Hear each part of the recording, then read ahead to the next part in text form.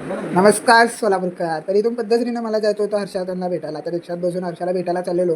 तर असं टप्स मॉडेलून चाललेलो. म्हणलं कॉलेजच्या पोरी पण बघून जरा खुश व्हावं. आपले आहेत ते तर आपल्याला बोलणं बंद केलं इथं. जाऊ द्या उडत गेली म्हणून आला इथं. तर आल्यानंतर मी इथं बघितलो की हर्षा इथं येऊन कन्या कॉलेजपाशी थांबलेले.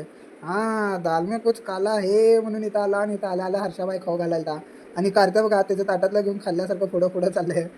बाबा ये ये ये भाई ये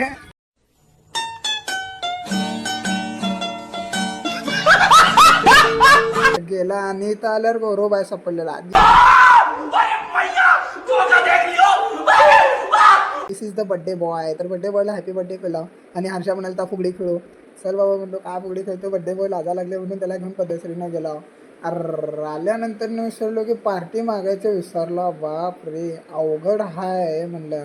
तर जाऊच सोडा म्हणून चाललेलो आणि रिक्षा ट्रॉफिक आलो होतो म्हणून आम्हाला अर्ध्या रस्त्यात उतरवला आणि मी हर्षा चाललेलो चालत. जिंदगी के साथ भी जिंदगी के बाद भी माझ्या सोबतच आहे ते आणि असंच जिंदगी झाट केला माझी.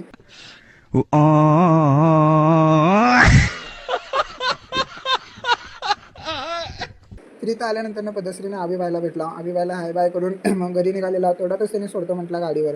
मग आपला काम बनता भाडणे जाय जनता म्हणून गाडीवर बसून पद्धतशीरीने घरी निघालेलो.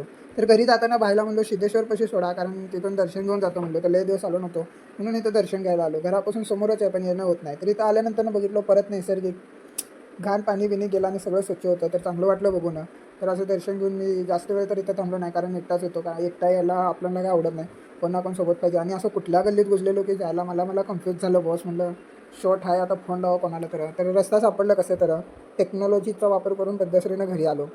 तर घरी आल्यानंतर भूक तर खूप लागलेली. आता वडता ओढून झोपा म्हणलो आणि अशात जरा लोक बघितलो तर लोक एकदम भंगार क्वालिटी झालं.